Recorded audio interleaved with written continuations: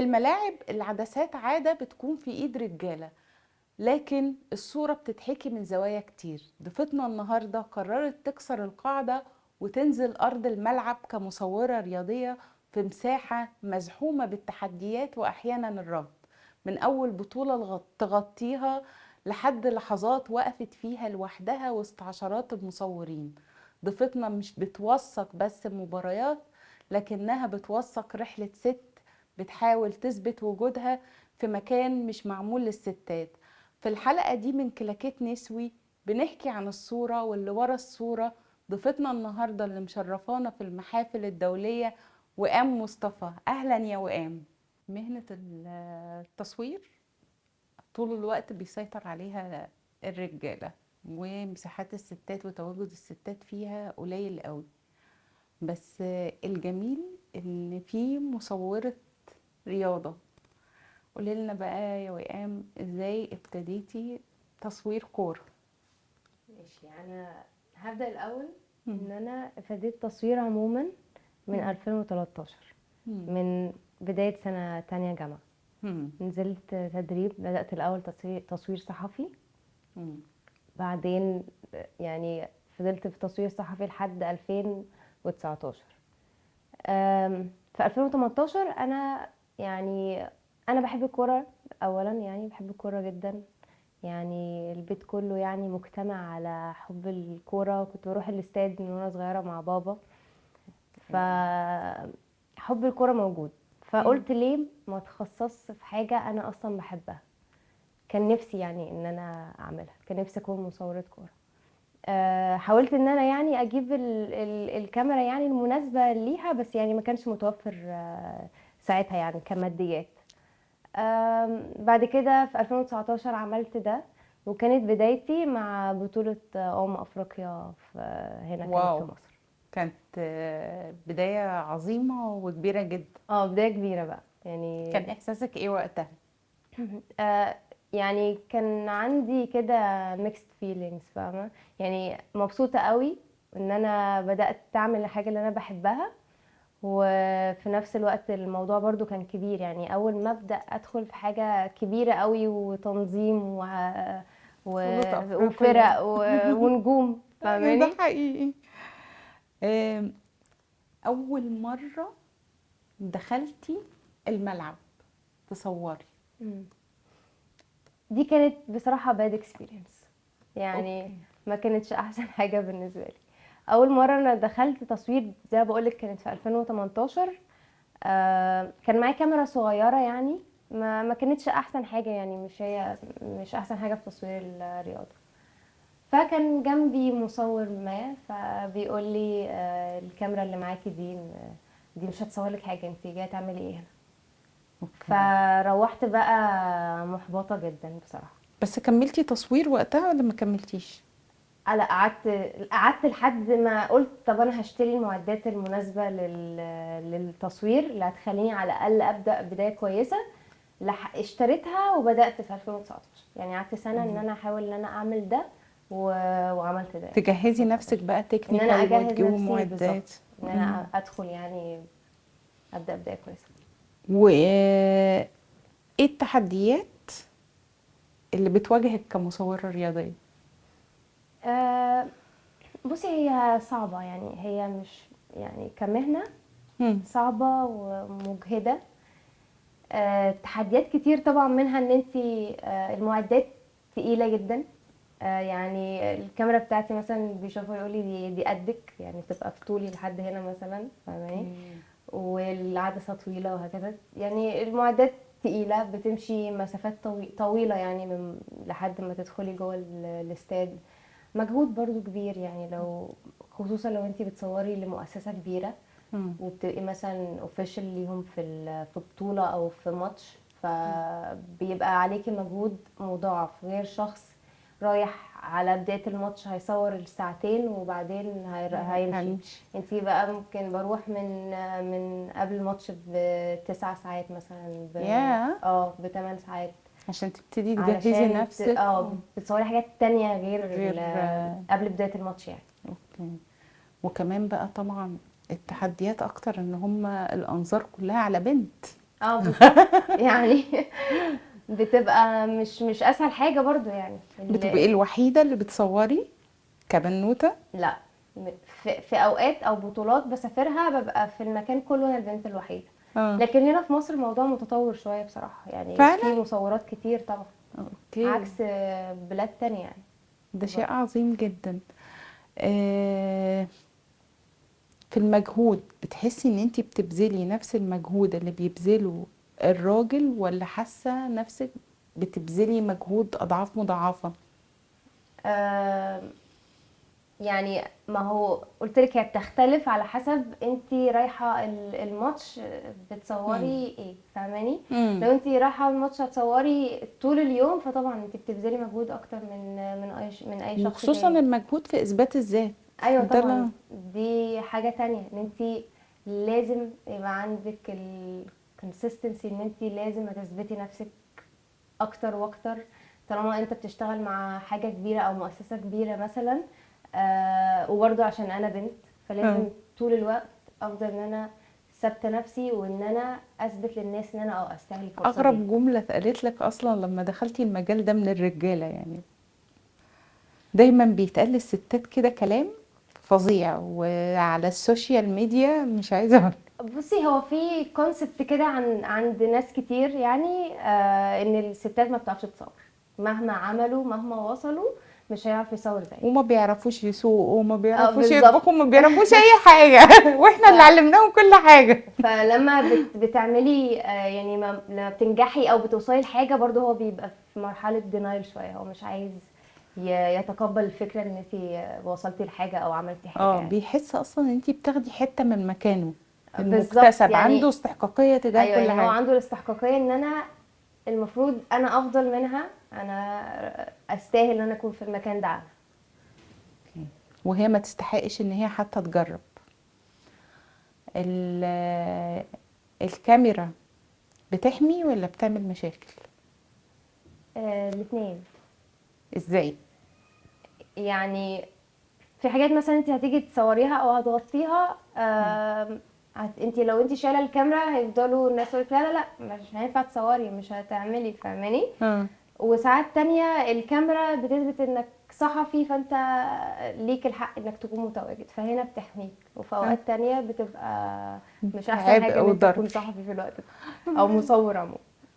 تفتكري كده بذاكرتك ايه اكتر صورة حسيتي ان هي كانت نقطة انطلاق في حياتك؟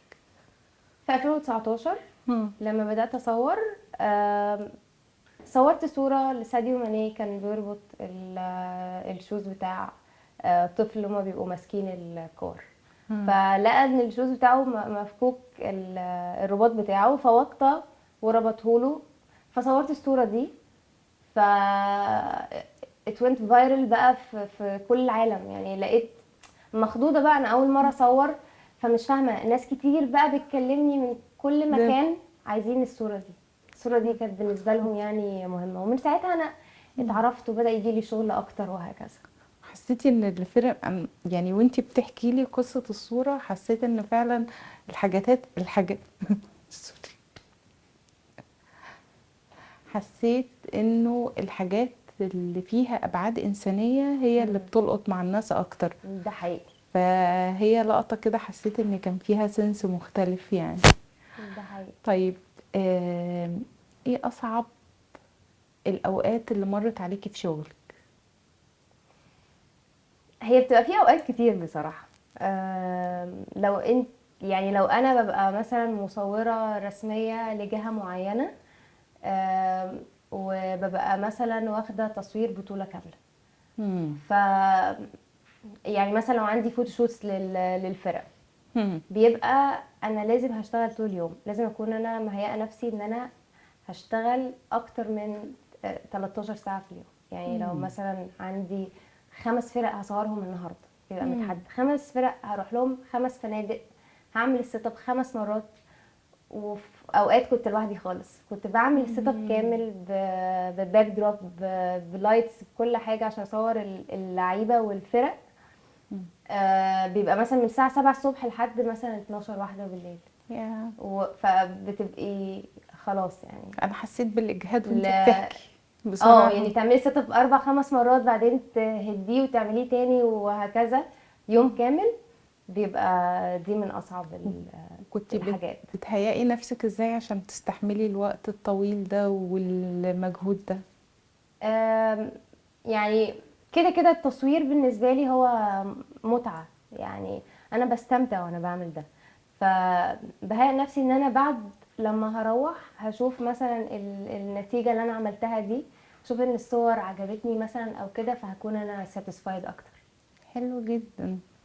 بس ساعات احساس بروح بعيط يعني من المجهود، فاهم؟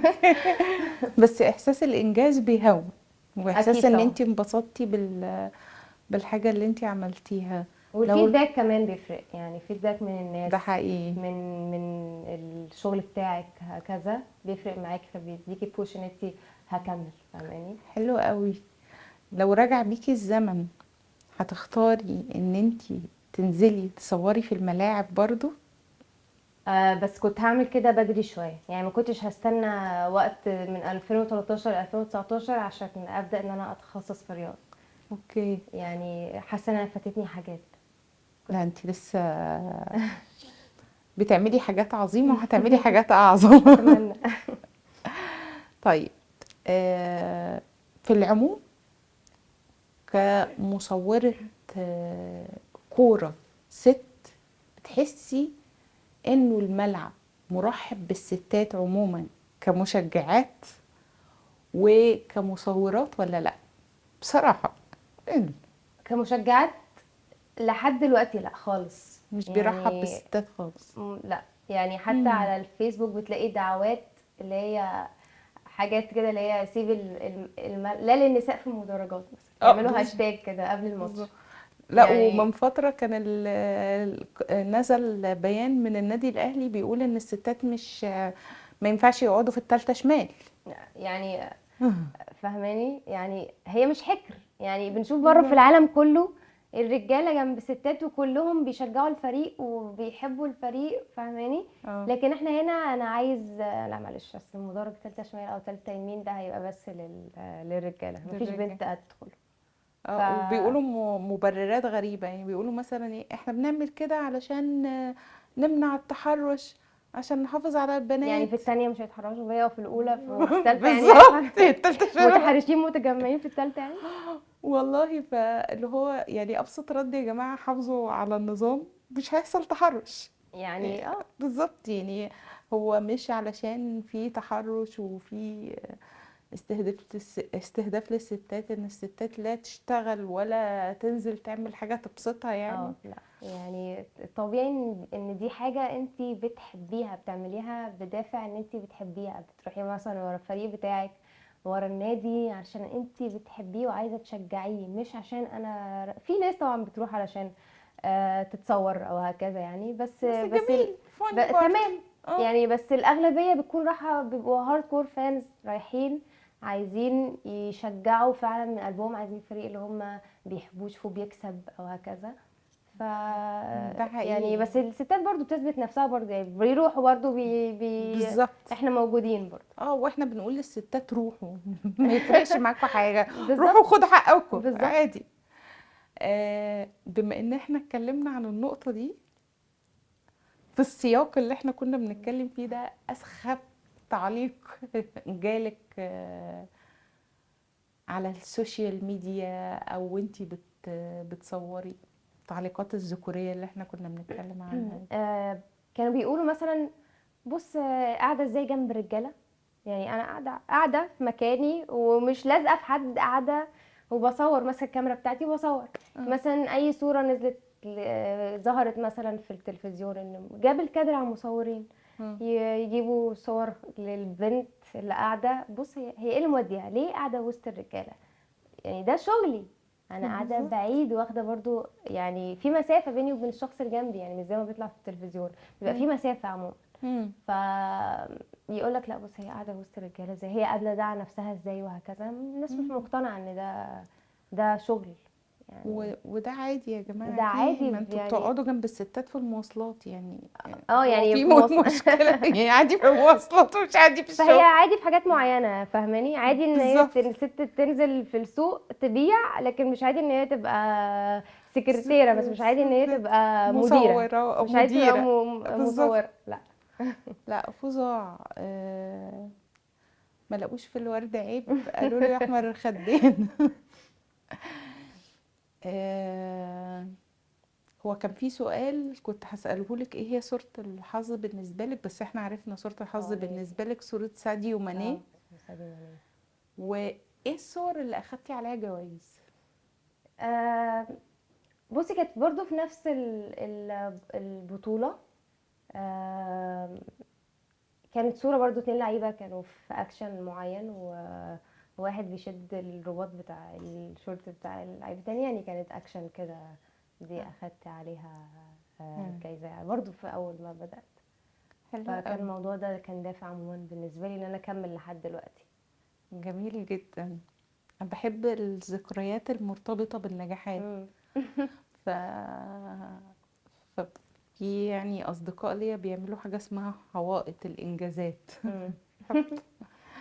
بتعلقي صورك اللي بتعجبك في البيت؟ آه، كنت عاملة كده بصراحة. بس حاليا لسه بشوف، انا يعني لسه بخصص اوضه ان انا اظبطها كده للصور بتاعتي، يعني عشان اه نقلت من بيت للتاني، فلسه بفكر هعمله كديكور ازاي. حلو جدا. ايه الصورة اللي قررتي ان انتي ما تنزليهاش؟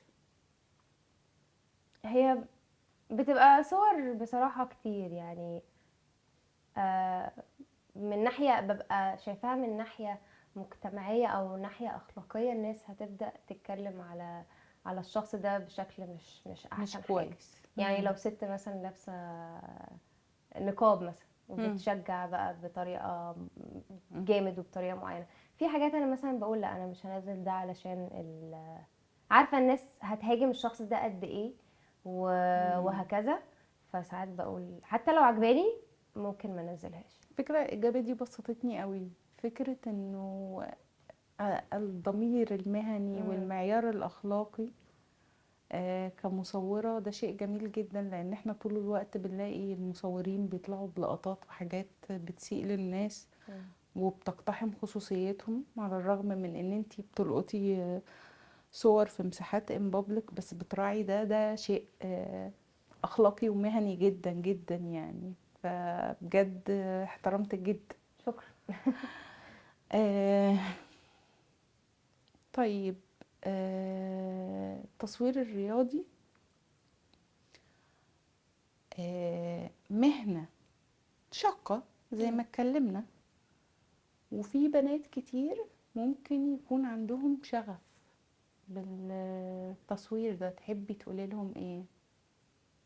يعني احب اقول لهم ان هم يفضلوا يحاولوا يعني حتى لو لقوا ان هو، لو حتى لقوا ان فلوس الانكم اللي بيجي من وراه مش احسن حاجة، او مش عارفين يوصلوا بشكل معين، مش عارفين يشتغلوا مع مؤسسة معينة، مم. لو فضلوا على ان هم يحاولوا، يعني ده هيفرق معاهم. لما هي. بتتواصل معاكي بنات كرول موديل مم. بالنسبة لهم، ايه اكتر حاجات بيسألوها لك؟ ولو طلبوا منك حاجات مرتبطة بالخبرة مم. بتديهم النصيحة ولا لأ؟ اكيد. يعني بيتواصلوا معايا بصراحة، ومش بنات بس يعني، مم. في كمان ولاد بيكلموني بدأتي ازاي وهكذا، بقول لهم بالظبط انا بدأت ازاي، واقول لهم ان هم يفضلوا مكملين. حتى ممكن اساعدهم، مثلا يقولوا لي انا عايز انزل ان انا اتدرب مثلا في جريدة معينة علشان تبقى تحط اسمي في الماتشات، مم. فبكلم لهم ناس انا اعرفهم مثلا، هو يبدأ يتدرب بعدين بيحط رجله بقى في الملعب، وكده كده الشاطر بيثبت نفسه يعني ده حقيقي. وبيكمل. والستات للستات. ايوه. جميلة. وقام مم. احنا عارفين ان انتي صورتي بطولات كبيرة، احنا بقى عايزين نسمع حواديت البطولات الكبيرة اللي انتي صورتيها. بصي، انا صورت بطولات كتير في مصر او بره مصر. طبعا بيكون خصوصا في افريقيا يعني. مم. يعني برضو عايزه اقول ان انا كنت تم اختياري في البدايه خالص ان انا في 2021 بعدها بسنتين بعد ما بدات ان انا اكون اول مصوره رسميه للاتحاد العربي لما جه عمل بطوله هنا في مصر، كان كاس العرب للسيدات. بعدها كنت برضو المصورة الرسمية للاتحاد الأفريقي في بطولة هنا عملها برضو دوري أبطال أفريقيا للسيدات. غير ده يعني بدأت بقى إن الدنيا تشتغل يعني معايا، في إن أنا صورت بقى بطولات كتير، بطولات أفريقيا في كوت ديفوار، المغرب، آه، وهكذا، وفي مصر. آه، دوري ابطال افريقيا في النهائي، بسافر اندر 17، حاجات كتير يعني بصراحه. في الدوائر احنا يعني احنا طول الوقت كده كبنات لما بنعمل حاجات خارجة عن المألوف اللي حوالينا بيبقوا مخضوضين مننا، اللي هو بقى ده من انتم اصلا، ايه اللي انتوا بتعملوه ده. لما كانت بتجيلك البطولات دي كان ايه احساس الدايرة القريبة منك، الاهل والقرايب؟ يعني فخورين لأبعد حد بصراحه يعني. أكيد. اكتر حد داعم ليا هي ماما. اه. آه، يعني قبل واحنا بنتفق، ماما بتتفق مع مامة جوزي حاليا على الجواز، قالت له وقام اهم حاجه عندها شغلها، وقام بتسافر وبتصور وبتروح وتيجي، فدي اهم حاجه. ان هو المفروض ان هو برضو يكون داعم سبورت. وسبورت زيها. متفهم مساحة اه شغلك. طبعا، لان انا بسافر مثلا شهر مم. مش موجوده، فاهماني؟ فبصراحه هو برضو يعني تاني اكبر داعم ليا بعد بجد بابا. ده جميل والله، كنت هسألك على حجم دعمه عامل ازاي. آم، يعني في البداية خالص ما واجهتيش أي تخوفات مع الأسرة؟ لا لا خالص، هما كانوا مبسوطين وفخورين جدا ان انا عرفت اوصل لحاجات كده يعني ونجاحات، وخصوصا برضو ان انا بنت هنا في المجتمع. مش سهل برضو على البنات ان هي تعمل ده. حقيقي. ففخورين لأبعد حد يعني، وبيشجعوني على طول ودايما معايا يعني. أنا بحب أشوف إيه إحساس الأبهات، يعني الأمهات طول الوقت كده، في أمهات جميلة وبتبقى داعمة. إحساس بابا ما لحقش بقى يعني، بابا آه. للاسف هو توفى في 2017، فما لحقش بقى يشوف البيك دي. كان مم. انا متاكده ان هو كان هيبقى مبسوط جدا بس في يعني. البداية كان داعم وكان مبسوط وكان مديكي مساحتك طبعا. تتحركي ايوه طبعا. وتنزلي طبعا يعني بروح متاخر مثلا الساعه 1 او 2 من شغل الصحفي يعني، فما كانش يقولي لا لا لا. برضو احنا كنا قاعدين في مكان شعبي، مم. فكان الناس كلها عارفه وقام دي صحفيه، فهي صحفية. بتيجي متاخر عادي وهكذا.